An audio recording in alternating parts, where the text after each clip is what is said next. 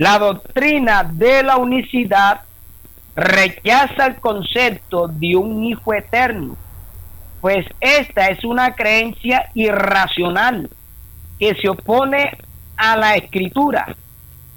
Hijo y eterno son términos opuestos. Eterno quiere decir que no tiene principio ni fin, mientras que el hijo lleva implícita la idea de un principio, y este principio sustancial se tuvo que dar cuando fue engendrado, es decir, que si es eterno no es hijo, y si es hijo no es eterno.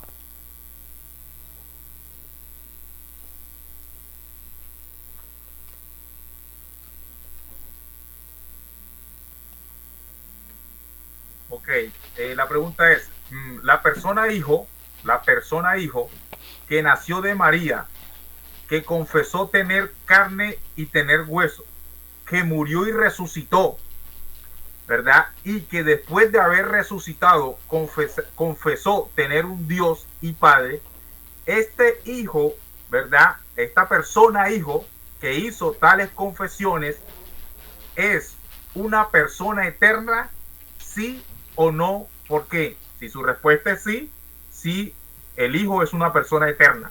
Si su respuesta es no, no, el hijo no es una persona eterna. Esa es mi pregunta. Ok, ¿entendió la pregunta, apologista? Sí, entendí la pregunta, sí.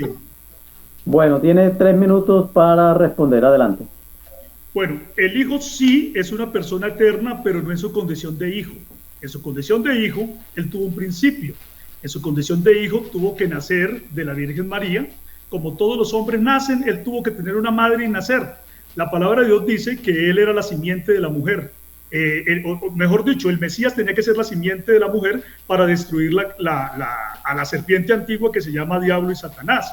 Y por lo tanto, si era simiente de la mujer, pues tenía que nacer, ¿cierto? Tenía que nacer y tener un principio. ¿Cómo tuvo ese principio? En su condición de hijo, siendo que él es el Dios eterno, ¿sí? Siendo que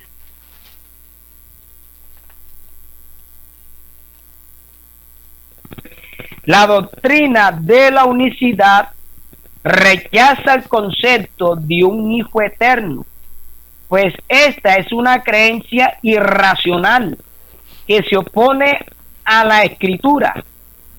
Hijo y eterno son términos opuestos.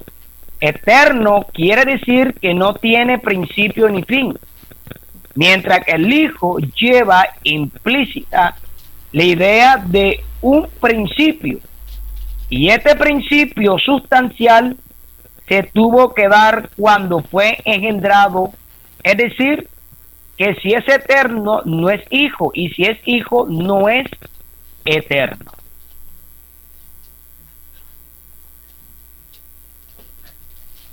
En Apocalipsis capítulo 13, verso 12, Romanos 15, 6, segunda de Corintios 1, 3, vemos que en la eternidad, siendo Jesús nuestro Señor, tiene a su Padre por su Dios y lo tendrá por toda la eternidad.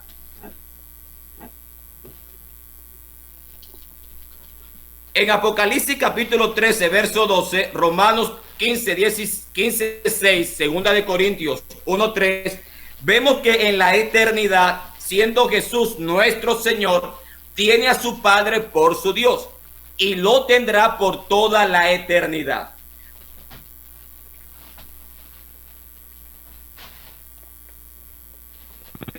La doctrina de la unicidad rechaza el concepto de un hijo eterno, pues esta es una creencia irracional que se opone a la escritura. Hijo y eterno son términos opuestos.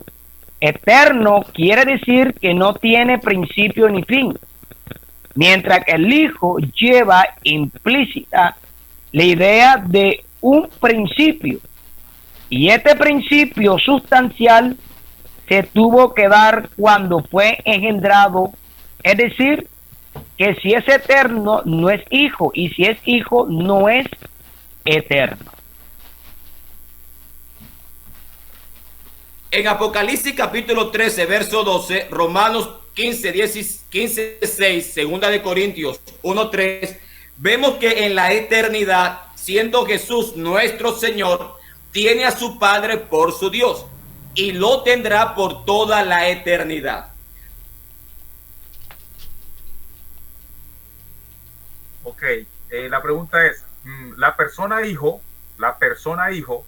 que nació de María, que confesó tener carne y tener hueso, que murió y resucitó, ¿verdad? Y que después de haber resucitado confesó tener un Dios y Padre, este hijo, ¿verdad? Esta persona hijo que hizo tales confesiones, ¿es una persona eterna?